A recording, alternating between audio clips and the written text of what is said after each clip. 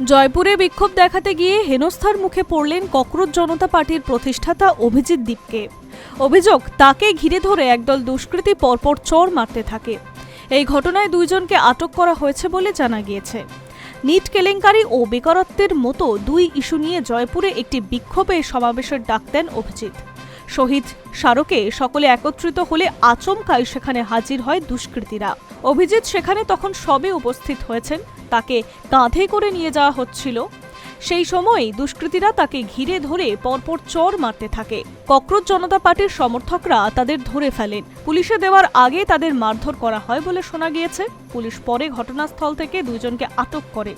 সেই দিন প্রতিবাদের হাতে ছিল প্ল্যাকার্ড। সেখানে দুর্নীতি ও পেপার লিকের মতো বিষয় নিয়ে প্রতিবাদ সূচক লেখা লিখে এনেছিলেন অভিজিতের সমর্থকেরা।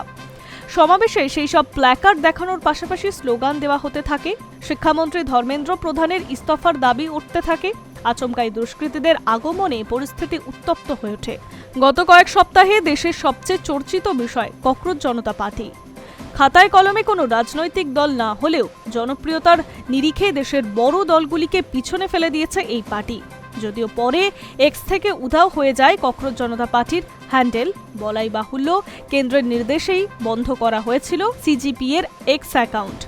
আইবির তরফ থেকে দাবি করা হয় এই অ্যাকাউন্টটি জাতীয় সুরক্ষার জন্য বিপজ্জনক। অন্যদিকে প্রতিষ্ঠাতা অভিজিতের কথায় এই অ্যাকাউন্ট থেকে কোনো অন্যায় মন্তব্য করা হয়নি, উস্কানিমূলক পোস্টও করা হয়নি, কিছু সামাজিক ইস্যুতে পোস্ট করা হয়েছে স্যার।